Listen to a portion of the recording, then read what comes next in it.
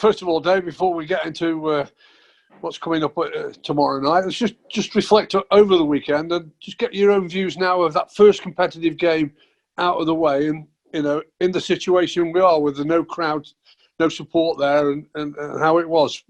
What have you taken from it? Lots. Like I said, I don't want to particularly divulge what. We're going through the video shortly. Selected clips to show them where we think we can improve.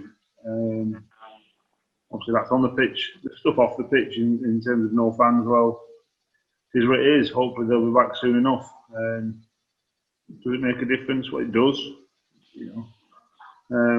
I don't think it affects the result, to be honest. But I'd much rather prefer crowds in, and hopefully that'll happen.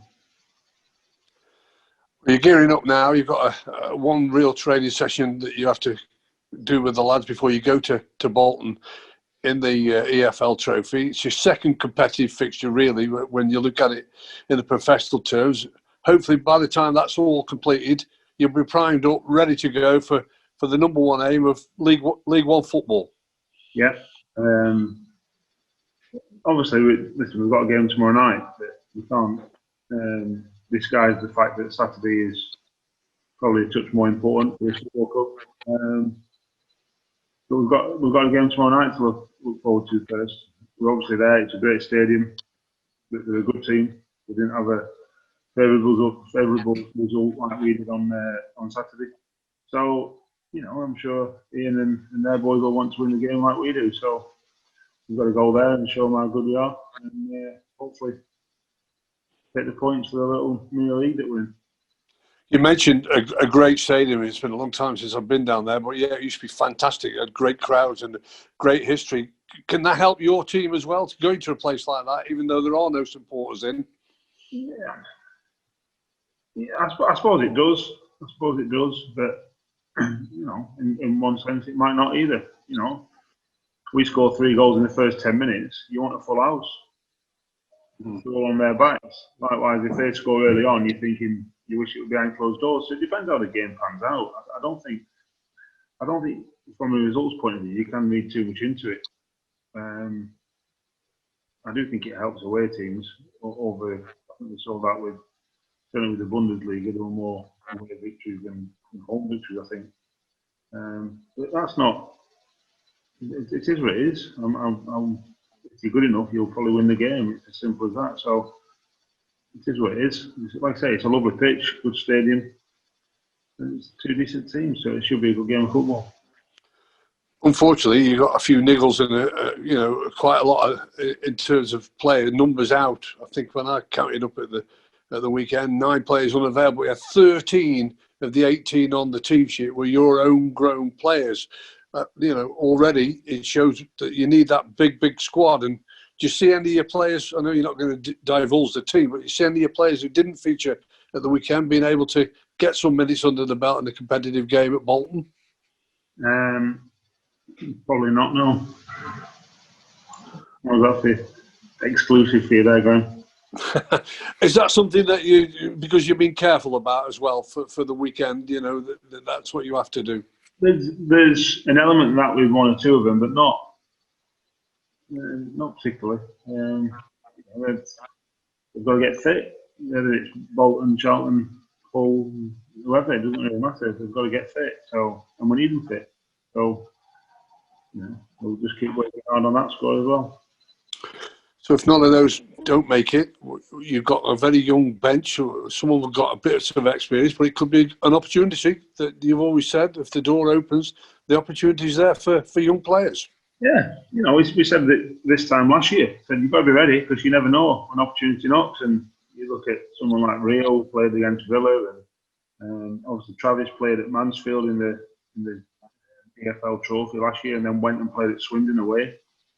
And then obviously Luke offered towards the end of the season. So I think you've got to be ready. Billy was ready Saturday. I thought he did fine. So there's no, there's no barriers to stop you getting in the team at this football club. That's for sure. As long as you're ready, and you've got to be ready. This competition, unfortunately, has taken quite a bit of stick since they changed it around and introduced the Premier League so-called B teams.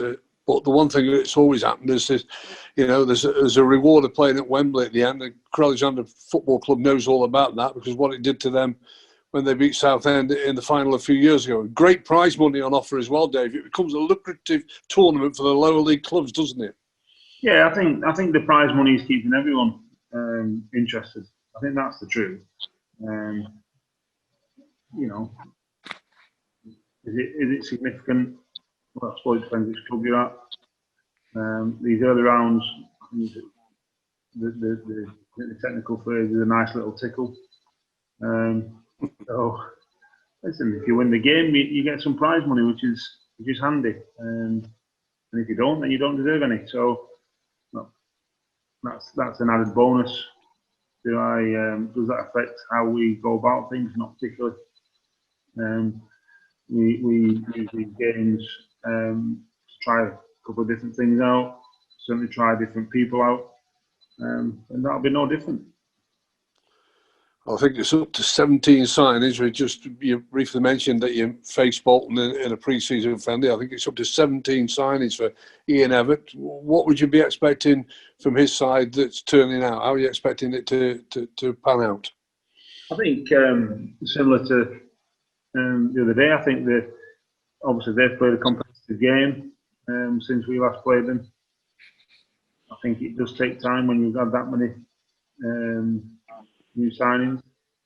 But you could see what they were trying to do, and you could see they're having a right good go. And whilst they're having a right good go, they've got a chance of success. And I haven't seen their game from Saturday yet, but I'll be watching it. I'm sure they'll be there or thereabouts come the end of the season, that's for sure. So we know that they're going to be a decent team, and we've just got to make sure we're aware of that. Well, we started a chat about what was it like playing on Saturday with no supporters, Dave. Let's end it with fingers crossed. There could be that pilot day of the 26th of September with the MK Dons. It could be leading towards that way. It could just be season ticket holders. It could be coming into the grounds. When you look what you've done, you've won promotion.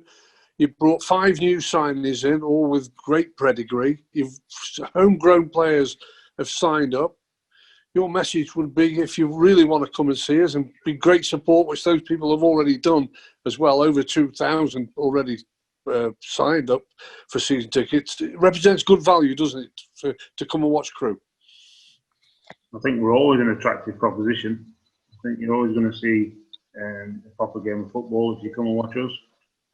And it just so happens that we're in a league higher this year, so if we've got a spare few bob and they aren't already bought a season ticket, then I suggest they do, because I would imagine, I don't know, I would imagine that's the only way you're going to get in the ground.